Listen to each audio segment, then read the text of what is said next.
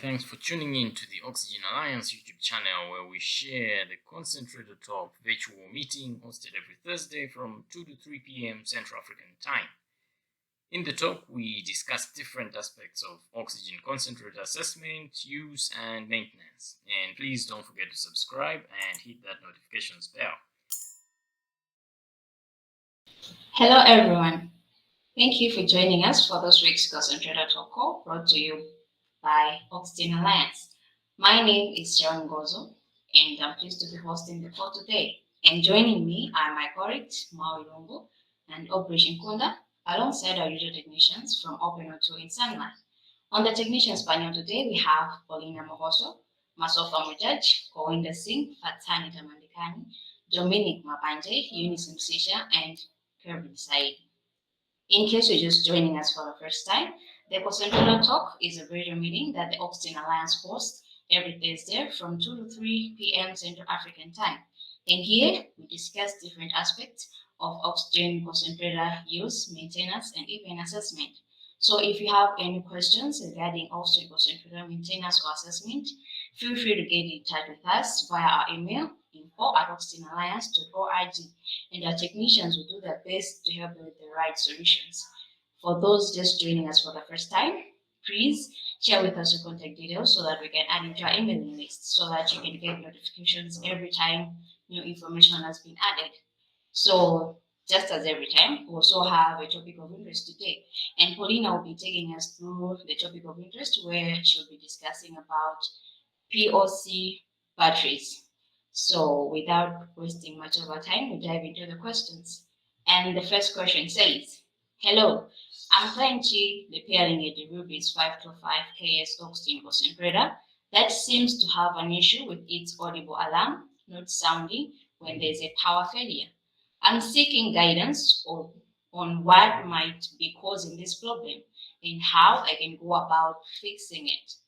So I'll ask anyone from the audience to help out a fellow technician. We have a hand from Patani. Go ahead, Patani.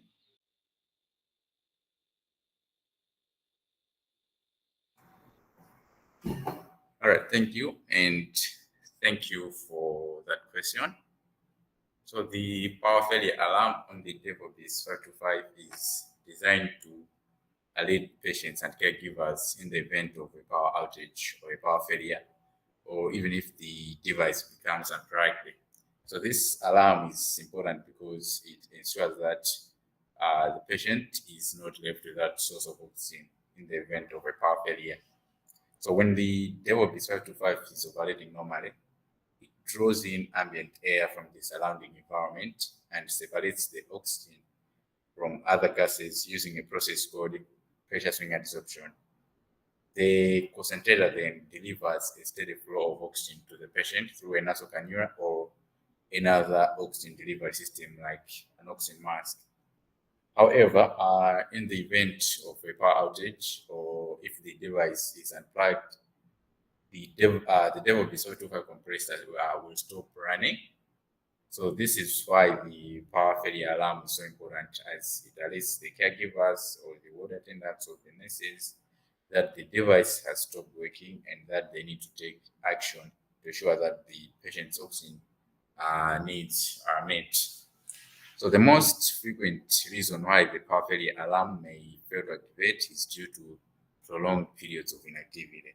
So if the concentrator has not been used for a prolonged duration, it is important to take note that the unit may require several minutes of operation before the power failure alarm will be activated or triggered.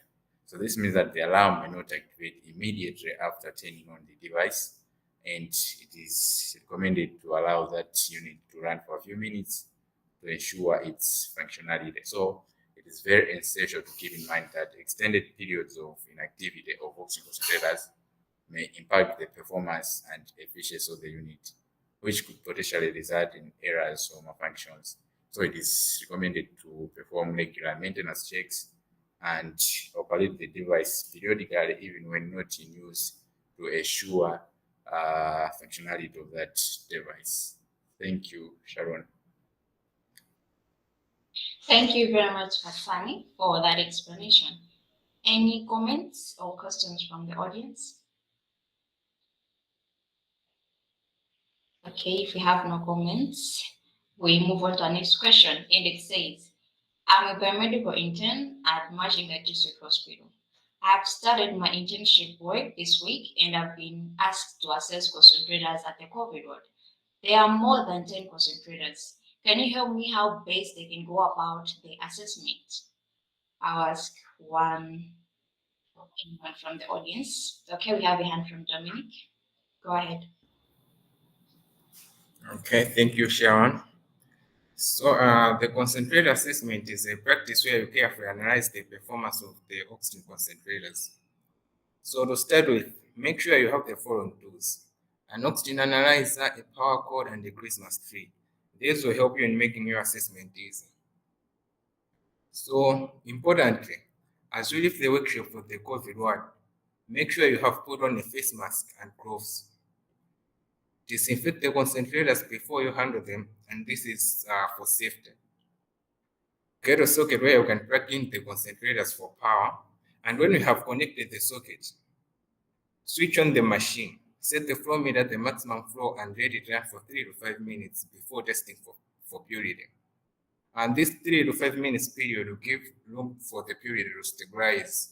It also gives you time to inspect other parts of the concentrator as well as to listen to the sound of the machine. You have to disconnect the humidifier bottle if any, and then connect the Christmas tree to the patient outlet of the concentrator. And make sure it is tight and has no leakages. Connect your analyzer to the Christmas tree and wait for the readings on the analyzer. So take note that you do not connect an analyzer to a humidifier board as the water droplets can affect some components in your analyzer. Make sure the flow rate on your flow meter matches the flow on your analyzer. So when measuring the purity, where the purity stops on your analyzer, that is the purity of oxygen from the concentrator. If the purity is less than 85%, then the concentrator needs to be checked. If it is above 85%, then it is in good condition. Make sure the purity isn't fluctuating on the analyzer. And also remember to check the filters, wash them if they are dead, air dry them, and then put them back when they are completely dry. Replace the top plugs if they are damaged and install a top plug to the ones that do not have one. Thank you, Sharon. Thank you very much, Dominic, for the help to the intern. So we have a poll at the end of this question, and I'll ask Maui to launch the poll.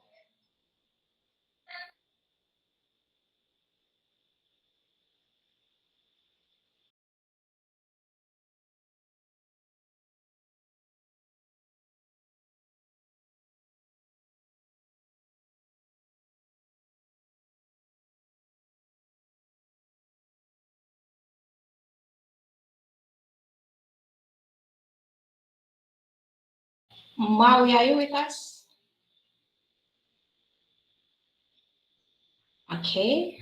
Yes, Sharon. Sorry, had trouble with my mute button. Yeah. Are you able to hear me? Right, great. So I'll be launching our first poll of the day, and the poll reads: have you ever assessed oxygen concentrators before? So I know we are all technicians here, so we've probably done this countless of times. So it would just be interesting to know what procedures do you follow when you're doing the assessment. I know Dominic has presented what's some of the things that we might be doing, but I think it would also be interesting to just hear what other technicians follow on the course. So I think if you have something to share, you can just come off mute and share it with us while we are waiting for more people to vote.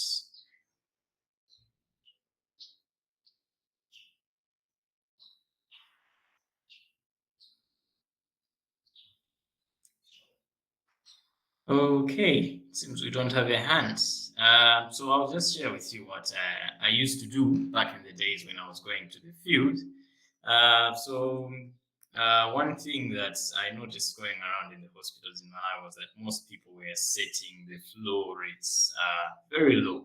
So this is one thing that I saw that most people weren't doing correctly. Most people test the oxygen purity at 3 liters per minute. So yeah, it doesn't give you the right picture. But then if you set it at the maximum, so if your concentrator is rated at 5 and you set it at 5, it becomes a good thing. All right, so our votes are in, and most people have done this before, obviously. So I'm going to end the poll and hand it back to you, Sharon. Thank you. Thank you very much, Maui, for the poll and the experience you've shared. So if we have no further comments, we move on to our next question, and it says, hello, I was working on an air-7 concentrator, which was overheating. I later found out that the fan was not working. After installing the replacement, the problem still persisted. It was after this that I realized that the fan I replaced with was 220 volts rated, while the machine operated at 110 volts. Could this be the reason why the performance was not improving? I'll ask anyone from the audience to help out on this question. We have a hand from Kelvin. Over to you, Kelvin. Right. Thank you very much, Sharon, for the question. So first, I'll explain what might happen in the situation you're in. So if you run a 220 volt rated fan at 110 volts, it can cause several issues. And the first issue is reduced speed. So when a fan is operated at a lower voltage than its rated voltage, it may not spin at its design speed. So this can cause reduced airflow and cooling, which can be a problem, and in your case could trigger the thermal switch. Another thing that could happen is overheating. So when you run a fan at lower voltage than its rated voltage, it can cause the motor to overheat. And the reason behind this is that the motor now draws in more current to compensate for the lower voltage.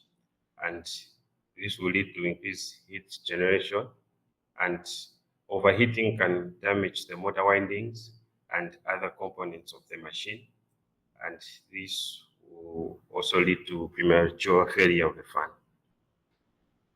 The third thing that can happen is increased noise. So when you're running a fan at a lower voltage, it can produce more noise than it would at its rated voltage. And this is because the motor may vibrate and generate more sound due to the reduced power inputs. So the fan's motor has a specific design that is intended to operate at its rated voltage. So when the motor operates below this rated voltage, the electromagnetic force that is generated by the motor may not be sufficient to keep the rotor rotating smoothly, and this causes the rotor to jerk and vibrate, creating additional noise. So the increased vibration can also cause the fan blades to become unbalanced, which further increases the noise. And the last thing I can say is that when you're operating a fan at a voltage lower than its specific rating, it can result in increased current flow, which can overload the wiring and create an electrical safety hazard. Now, to answer your question, I cannot state with 100% certainty that this could be the reason why your machine is underperforming, as there are a number of factors that can cause overheating in an oxygen concentrator. So I would advise you to find a 110 volts rated fan and try it out, and only then can you make such a conclusion. So one thing I can tell you is that using manufacturer specified parts is an essential practice for maintaining the performance, safety, even the longevity of any device or machinery. So the manufacturers design and test their products to work with specific components and materials, and using non-specified parts can cause a range of issues, including damage to the equipment. reduced efficiency, and safety risks. So just be sure to use manufacturer specified parts. Thank you. Over to you, Sharon. Thank you very much, Kevin, for that explanation. So, do you have any additional comments from the audience? So, it is really important to be checking the leadings of the components that we're changing in a concentrator for the concentrator to function in its best position. So, if we have no comments, just welcoming for those who are just joining us. If this is your first time, please do share with us your contact details in the chat so that we can add you to our emailing list. So now we move on to our next question, and it says, "Hello, I'm a biomedical technician working at a district hospital in my area. I visited the pediatric ward during concentrator assessment where I came across a Devilbiss concentrator connected to a child. It was making a sound like there was air leakage somewhere for some seconds. Then it stopped. This kept repeating, so I went near the concentrator to get a closer look. I noticed that the flow meter ball kept fluctuating. When the ball goes down, the leakage sound starts. When the leakage stops, the ball starts going up. What can be the problem and how can I fix it?" So I'll ask anyone from the audience to help. Okay, we have a hand from Eunice. Go ahead, Eunice. Thank you very much for the question. So from the question itself, the concentrator is really showing a very undesirable behavior, and it's not fit to be used on any other patient, because from the leakage that you are getting from that particular concentrator, that means the patient is not receiving enough oxygen. So firstly, you need to find a concentrator which is working perfectly well to supply oxygen to the child as you take this concentrator to the workshop for troubleshooting. I'll give you the possible problems that might have occurred inside the concentrator that needs troubleshooting. The first one might be that a pipe from one sieve bed to the product tank is loose. So what is happening is, as one bed is being refilled, oxygen is being directed to the product tank. But as the valve switches to the sieve bed with the loose pipe and the feeding process starts, oxygen escapes. In other words, it isn't being directed to the product tank anymore. Hence, the ball is dropping in the flow meter. The other reason might be that the end cap that blocks air from the small fitting of the bed has fallen off. The end cap is composed of a pipe and a metal at the end. The pipe gets weak as time goes, and it can easily tear. So as you can see in the graphics, that's the end cap that I'm talking about.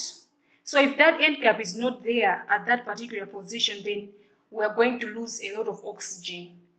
So because of the high pressure in the bed during the feeding process, oxygen escapes to the low pressure side, which is the atmosphere. Therefore, we are losing the oxygen. So to solve these problems, all you have to do is open the concentrator up and secure any leakage inside the concentrator. And make sure you cut off stretched ends with a cutter or any other thing that you can use to cut that stretched end to avoid any future leaks. As you can see in the graphics, we can see a pipe with a very stretched end. So when you're trying to reconnect this pipe to where it belongs, make sure that stretched end is cut off. Yeah, so make sure you also secure the pipe with a tie wrap. So that's all I had for you. Back to you, Sharon. Thank you very much, Eunice, for that answer. Do you have any additional comments from the audience or questions? So if you have a question, you can raise your hand and come off mute, or you can just paste it in the chat and I'll read it out. Okay, so if we have no questions and comments, we'll take a slight diversion to today's topic of interest, and Paulina will be taking us through the portable oxygen concentrator batteries. So over to you, Paulina. Thank you, Sharon. As we may all know that there are two different types of concentrators, the stationary and the portable concentrators. The working principle is the same, but the portable concentrators have an extra power supply, which is the battery. If some of us are not familiar with the portable concentrator, you can check the topic of interest from 2 weeks ago, where the two machines were unpacked in detail. So today, as Sharon has mentioned during the introduction, our topic of interest is about the portable concentrator batteries.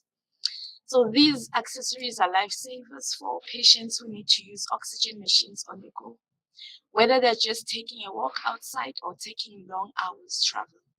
This is also a very helpful accessory when there are power outages. Different brands of POC batteries vary in size and in number of hours they last during use. Some brands have just a single battery. Other also have a double battery, which is bigger in size, and it lasts longer hours than the single battery. And that is mostly identified as the extended battery. The hours the battery lasts vary from brand to brand. Some batteries last up to 6 hours on a single battery and 12 hours on a double battery. The hours the battery lasts is also dependent on the setting of oxygen delivery on the machine. The lower the setting, the higher the hours, and the higher the setting means the hours will be low.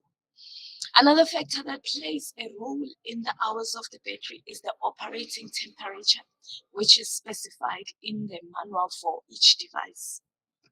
So when looking to buy a POC machine, a battery is a very important part to consider. And here are the things that you would need to check when purchasing a portable concentrator. The battery life of each POC model. Also check the number of hours the battery lasts at different oxygen flow settings. Number two, you'd want to check whether the batteries are FAA approved to use in flights. If your POC battery is not FAA approved, you will not be able or you will not be allowed to use your POC in a flight. This is very important for patients who like to travel. Number three, you would want to check whether the battery has an external charger that you can use to charge your extra battery to always have all your batteries full for your convenience. Also, you can use it to charge your battery whilst you use your machine on an AC power to have the battery full quicker. So talking about the POC batteries, what are these POC batteries made of? And what material are they made of? The POC batteries are lithium-ion batteries. These are rechargeable batteries and have a lot of charging cycles, which make them the best type of battery for portable machines. There are three types of cells that are used in lithium batteries. We have the cylindrical cell. Number two is the prismatic cells, and thirdly, the pouch cells. So the cylindrical cells are used in most portable concentrator batteries, and they're in different sizes, and they vary in amp hours. This cell type is used in portable concentrators because of their lightweight, and they're easy to carry around even for oxygen-dependent patients who do not have much strength to carry heavy items. PLC batteries have different components inside of them. So just to unpack a few of these components and their uses. Number one, we have the cylindrical cell, which I've shared some details about on my last statement. Number two, we have the temperature sensor. So this part monitors the battery temperature for safety purposes. If the battery gets too hot during operation, the temperature sensor will send a message to the main board of the device, and it will shut down until the battery has cooled down. We also have the voltage converter and a circuit regulator. These are used to maintain the safe levels of voltage and current in the battery. Number four, we have the battery terminals. These let the power flow in and out of the battery pack. Number five, we have the voltage tap, which monitors the energy capacity of the individual cylindrical cells.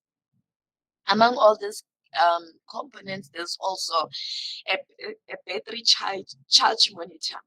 This monitors the charging process and ensures the battery charges as quickly as possible. All these battery components work hand in hand to ensure the best quality battery and high safety levels for the user. As much as these batteries have components that ensure quality and safety, the user and the operator, they are responsible to assist the battery in achieving all of that. We will now look into how users and operators can better take care of their batteries. Number one, it's the operating conditions. So each POC has operating conditions for the battery specified in the user manual. Most brands recommend using the battery in temperatures not less than 4 degrees Celsius or above 35 degrees Celsius for longer hours. This may affect the overall performance of the battery over time, and it will cause the device to shut down until it reaches the correct temperature. Number two, it is the charging state, or you can say charging conditions. Always charge the battery at the right operating conditions specified by the brand of the POC that you are using or operating. The number of cycles that the battery will last is highly dependent upon the temperature at which the battery is charged. Most brands recommend temperatures not exceeding 24 degrees Celsius. Always disconnect the battery from the charger as soon as it is full to avoid reducing the quality of the components inside the battery. Another important thing when it comes to charging, it is the charger itself. You should make sure you're using the official charger that came with the device. This will guarantee that the charger is safe to use with your device's battery and optimize to charge it as efficiently as possible. The official charger will apply the best practices for your battery's general health. So it is highly advised that you use the original charger at all times. Another thing that you would need to do, the patients and users need to do to for the good health of the battery, is the storage. So how these batteries are stored is very important, and this is one of the things that is often overlooked. These batteries should not be stored in extreme temperatures of about minus 20 degrees Celsius and over 70 degrees Celsius for any amount of time, even if it's just for a day. So it can greatly reduce the battery's lifespan and can also instantly damage the battery. POC batteries should be removed from the machine when it's not in use. When the concentrator is off but the battery installed, the battery will continue to provide power to the machine's microprocessor. This power draw could empty a full battery over an extended period. After such storage, the battery may not be able to recharge, or its life cycle will be greatly reduced. Another thing that the patient and the users need to do, the users and the operator need to do to ensure a healthy battery is the part of cleaning. It should be cleaned with a damp cloth, except for the battery terminals.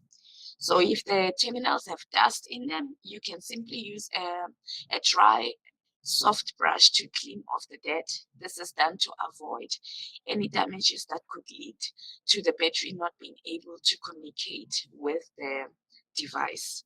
So all of the above information is very vital in the best care of your POC batteries, and we can say that it is either the life or the death of a POC battery. So taking care of the battery should be a priority for POCs to avoid battery replacement at a short period of time. Thank you, and back to you, Sharon. Thank you very much, Paulina. Okay, any additional comments or any questions from the audience about POC batteries? So Paulina just explained to us how we can take care of them, how they're used, So if you have any questions, all right. If you have any, you can paste in the chat and we can read it out. So now we go back to our questions. And our following question says, I'm a biomedical engineer at a certain organization. I was assessing oxygen concentrators at a certain rural hospital, and I came across a number of concentrators that were making loud noises when switched on. Later, I discovered that they didn't have intake filters. I also found out that most of them used a mattress piece in place of a gross particle filter. How are these situations harmful to the efficiency of the oxygen concentrator, and what can I do to help them? So, ask anyone from the audience who can help out of your technician. We have a hand from Kelvin. Over to you, Kelvin. Thank you, Sharon, for the question. So,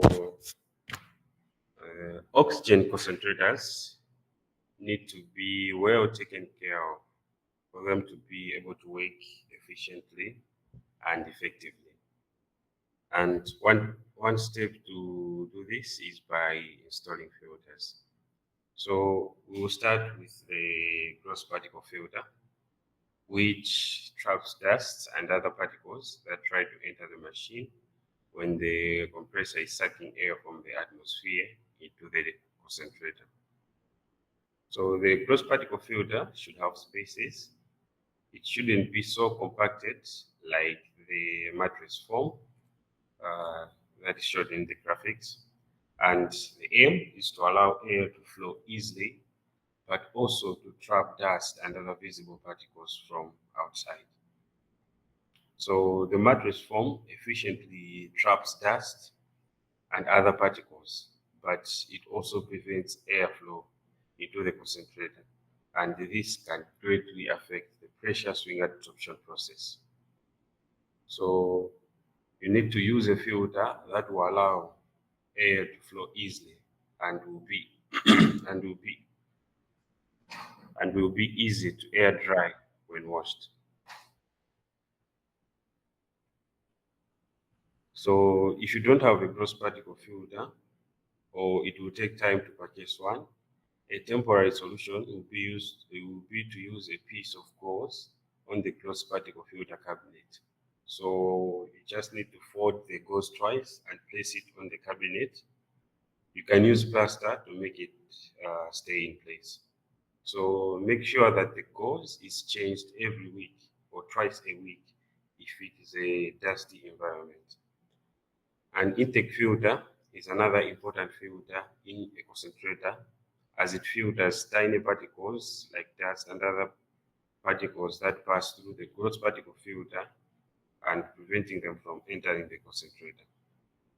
So if this filter isn't present in a concentrator, the performance of the zeolite will be affected if the tiny dust particles find their way into the sieve beds.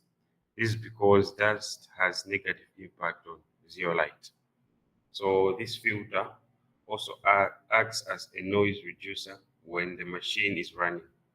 So its absence in a running machine may not be noticed, but over time the machine shows the effects. So it is advisable to have these two filters when the concentrator is being used, as they aid as they aid in efficient operation of the concentrator. Thank you. Over to you, Sharon. Thank you very much, Kevin, for that explanation.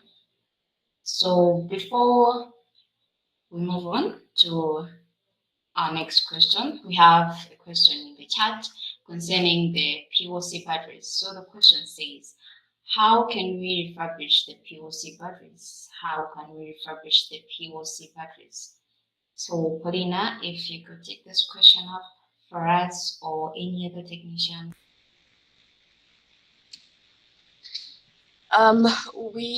Okay, the POC batteries usually are not refurbished. So if the battery is dead, you would need to replace it, mainly because when it's manufactured, there's a chip that they put inside for it to be able to communicate well with the machine. So if the chip is dead, then you will not be able to do anything on it. I hope that answers your question, Lucy. So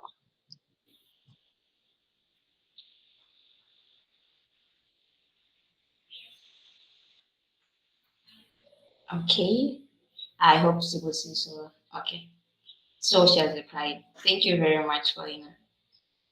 Are there any additional comments to the question?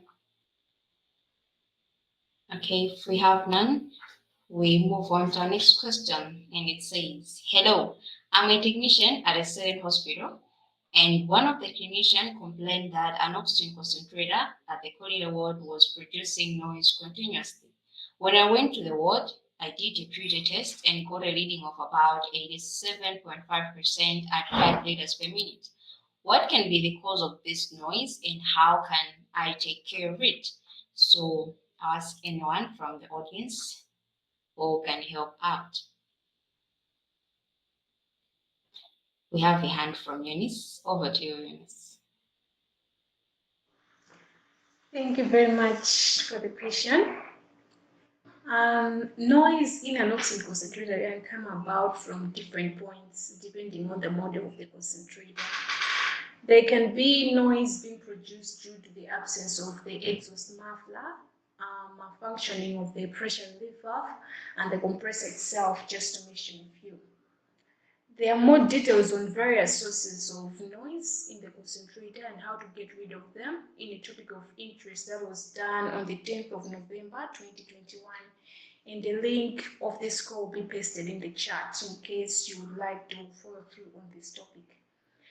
Since the compressor is still running, we take out the possibility of the relief valve being at fault, because normally what would happen is that if the pressure relief valve is not okay, there will be pressure build up in the compressor, and this will in turn lead to the compressor not running at all, hence having no flow at the output. So the pressure relief valve simply helps to remove some of the excess air build up in the compressor, as it was outlined in the last week's topic of interest. So if you missed the call and would like to get more information on the pressure relief valve, their types and how they work, you can follow through in the link pasted in the chat of the last week's concentrator talk call. Another thing, check if the muffler is present. If it is not there, install one and observe the performance of the machine. If the muffler is there, then we are left with the compressor. The compressor is the part of the machine that compresses air and sets it at a higher pressure. It vibrates a lot when in operation, and hence there is a need to have it mounted on shock absorbers so as to dampen the vibrations. As you can see in the graphics, let me just wait for the picture to come in. Okay, so as we can see the graphics, we can see how the shock absorbers look like. Some concentrators use springs as their shock absorbers. So these shock absorbers can sometimes break off and cause the compressor to lean on one side. This can cause noise when the machine has been turned on, since the other side that has been leaned over will be hitting the casing. So check the shock absorbers if they are okay. If anything seems to be out of place, find replacement shock absorbers and observe the sound difference as the machine is running. If they are okay, then there is a possibility that the compressor kits have worn out. Wearing out of compressor kits leads to noise production and a drop in the purity as well. The compressor service kits that I'm talking about include the sleeve and the cap. Wearing out of these kits can cause a lot of friction as the piston moves up and down when drawing in and pushing out air. This friction then translates into noise being produced as the machine is running. Aside from noise production, worn out kits may result in some air leaking out as the machine is running, thereby reducing the pressure and also the purity. You can therefore change the compressor kits with the recommended ones. Make sure that you have the same model of the replacement kits and get your machine up and running. There's a video on your YouTube on our YouTube channel on how you can service a compressor, and the link will be pasted in the chat, and you can follow through with that video on how you can open up the compressor and check whether the kits are worn out and in need of replacement. Thank you very much, and back to you, Sharon. Thank you very much, Eunice, for that good detailed answer. Do we have additional comments from the audience? So it is important to be listening to the sound, to be paying attention to the sound that's coming from our concentrators, as sometimes it can be a problem that we can easily solve it. So if we have no comments, we move on to our next question, and it says, greetings. NS recently brought an air-safe new life Elite 5 liters oxygen concentrator at the workshop, but the hour meter on the machine is not functioning properly, not displaying anything, making it difficult for me to see the run hours and decide whether to refill the sieve beds or service the compressor since the machine is giving out low oxygen purity. Are there alternative methods or ways for me to obtain this information? I'll ask a volunteer from the audience to answer this question for us. We have a hand from Goinda. Go ahead, Goinda. Thanks, Sharon. An meter is also referred to as a Hobbs meter. It is named after John Weston Hobbs, who founded the company named after him. Hobbs meters were first used in the aircraft to keep track of how many hours have been flown. This information was used to schedule routine maintenance of the aircraft. So an hour meter is present in every oxygen concentrator, and its primary function is to record the operating time of the machine. The recorded hours provide important information on the status of the concentrator. According to the World Health Organization (WHO), seabeds should be refilled and compressors need servicing after 5,000 hours of runtime. So, as we can see in the presentation, the hours meter picture. Therefore, it was wise of you to attempt to determine the number of hours before proceeding with the troubleshooting. The AirSep New Life Elite uses an HM009-2 hours meter, that is the code for that hours meter, which is located just below the flow meter, and is an hour meter with a dual function that can be toggled between display modes. A selection switch located in the upper right corner of the meter can be accessed by a pinhole. To switch between modes, simply press the switch once with a small paper clip. The first mode, TMR1, displays the accumulated hours and can be reset to 0 by pressing and holding the switch for about 3 seconds until zero point 0.0 is displayed. The second mode displays the total operating hours of the unit if TMR1 is not shown on the display. If the hours meter is not displaying anything, the most plausible solution is to replace it, and this can be done by following steps. Switch off the unit and disconnect the power cord. Remove the left side panel with the minus screwdriver, that is half rotation only, anti-clockwise. Disconnect the hour meter leads. Push hour meter mounting tabs inward from the hour meter. Remove the hours meter through the control panel. Install the new hours meter into the control panel, making sure the hours are displayed on the top. Hours class icon should be located on the bottom of the hours meter when properly installed. Reconnect the hour meter leads. Reconnect the side panel. Once you have replaced the hour meter on your oxygen concentrator, you will be able to view the accumulated run hours. The information can then be used to determine the appropriate maintenance course for the device. So that you can see the picture also of the hours meter. So back to you, Sharon.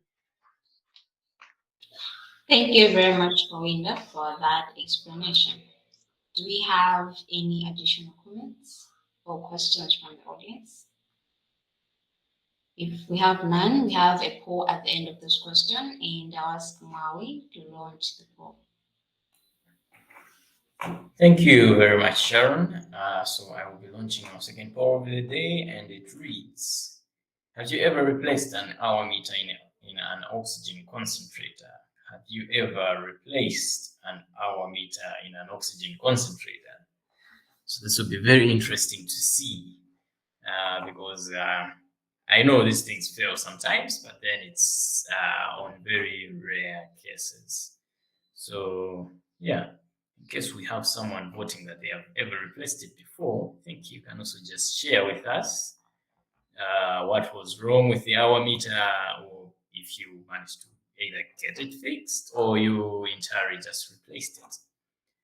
So far, it seems most of us have never replaced an hour meter before, which would make sense. These things are built to last. So yeah. Votes are still coming in, so we'll still give it a few more seconds, give everyone a chance to vote. And okay, seems our votes are in, and almost everyone has never changed an hour meter before. So I'm not surprised. These things are meant to last. All right, so I'll be ending the poll, and I'll hand it back to you, Sharon. Thank you very much, Maui, for the poll. So now our last question says, I'm a biomedical technician at Machinga District Hospital. One of our Devilbiss 525 kept sounding an alarm for service required after running for some minutes. After operating it, I noticed that one sieve bed was releasing oxygen to the product tank. How can I go about with this problem? So I'll ask a volunteer from the audience to take this question up. Anybody who can help out a technician? We have a hand from Fatani. Over to you, Fatani. All right, thank you for that question. So I'm going to answer it like this. So these oxy concentrators, they have two sieve beds that work in an alternating sequence, such that when one sieve bed is pressurized, the other sieve bed is depressurized. This alternating sequence produces oxygen, which is then directed to the product tank. For the Devilbiss 525 oxygen concentrator, air for the pressurizing process comes from the compressor via the rotary valve. So the rotary valve in concentrators controls the flow of air from the compressor into the sieve beds, as well as the disposal of nitrogen once the oxygen and nitrogen have been separated. So these valves are electrically controlled, and their switching between feed and waste is based on timing that is received from a signal on the printed circuit board or the control board.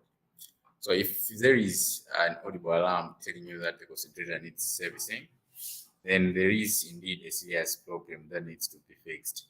As you have said, only one bed is able to release oxygen. Then, first of all, you need to observe your rotary valve if it is able to rotate.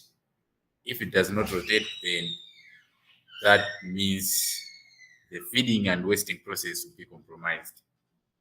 If you see that the rotary valve is not rotating, then it's either the valve itself or the board has a fault. And sometimes the wire harness connecting the rotary valve to the board can be discontinuous. And you can check for continuity of that wire harness by using a multimeter that is set to continuity mode.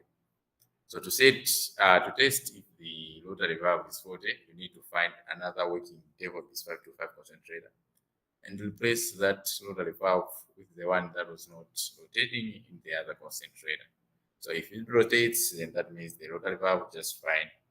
Now you need to conduct a continuity test on the wire harness that is connecting the rotary valve to the board. If the wires are continuous, then now it's your board. You need to trace all the connections of the board, as it might be that the circuit board is faulty. So in our case, I believe the alarm was due to failure of the rotary valve to rotate. That's why there was a need for servicing. If the rotary valve is faulty, you need to replace it with a working one, and then you'll be able to get oxygen from both sieve beds. Thank you. I hope that answers your question, dear technician from Machinga District Hospital. Thank you, and back to you, Sharon. Thank you very much, Fatami, for that well explanation. So we have a poll at the end of this question. So I'll ask Maui to launch the polls. Thank you, Sharon. One more poll for today. So there are actually two polls at the end of this question. So I'm just going to launch them simultaneously, and then we'll give people a chance to vote for both of them. So our first poll says, have you ever come across a situation where one sieve bed was releasing oxygen? Have you ever come across a situation where one sieve bed was releasing oxygen? And our second poll says, have you ever replaced a faulty rotary valve? So I'm also going to launch that one, and then I'll give people a few minutes to vote, and then we'll have a look at the results.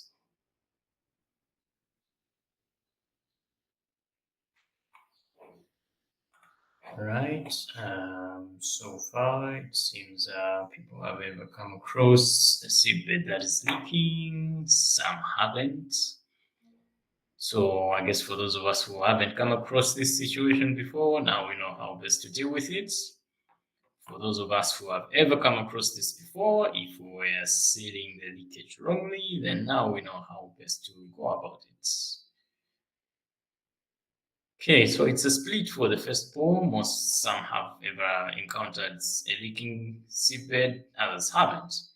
So I'm going to end this one and we'll look at the results of the second poll, and it seems most of us have ever replaced a rotary valve that is faulty before, but then we still have a few people who haven't ever replaced a faulty valve before. So now you know how best to go about it and the effects that come with a faulty rotary valve. So I'm going to end the poll now, and I'll hand it back to you, Sharon. Thank you very much, Maui, for the poll. So, as I said before, this was our last question. So, if we have no further comments and questions, before I say the goodbyes, Maui has another poll for us. So, I'll ask Maui. Yes, thank you, Sharon. So this poll is actually not related to any of the questions, but then we have been thinking of ways of how best to make the concentrator talk more interesting and more accessible to everyone else, since we know we come from different time zones. So the poll basically just wants us to hear from you, our audience, how best you would want us to go about it. So the poll says, how would you want the future concentrator talk calls to be structured?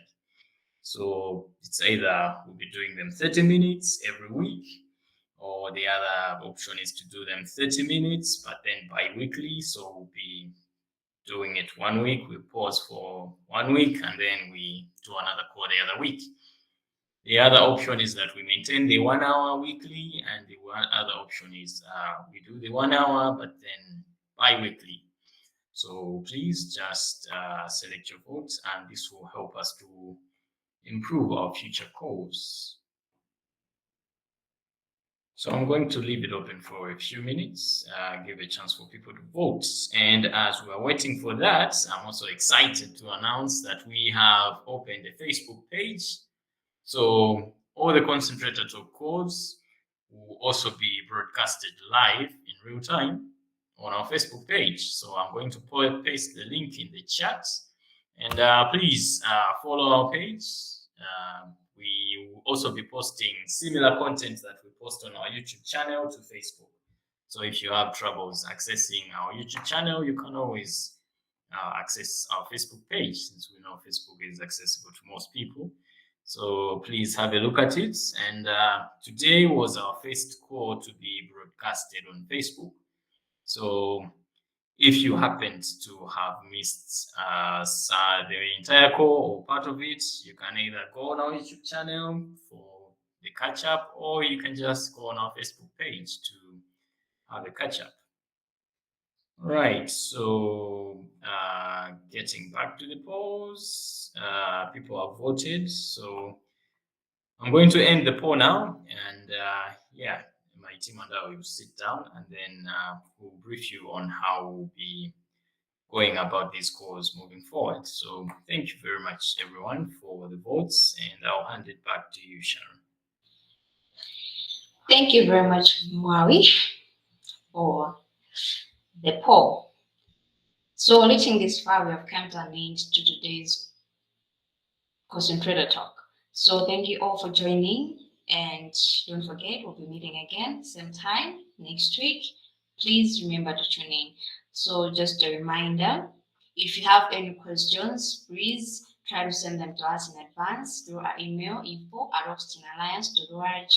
Don't forget, we also have a website at www.oxygenalliance.org. So please visit it so that you can learn more about our work as the Oxygen Alliance. And also we have a YouTube channel where all the recorded videos of the previous Concentrator talks are posted. So check it out. Please don't forget to subscribe and hit the notifications bell. So as Mawa said, we also have a Facebook page. So go ahead and like, and please do share it with your friends. Invite as many people as you can so that we can reach out to a lot of technicians. So until next week, it's goodbye.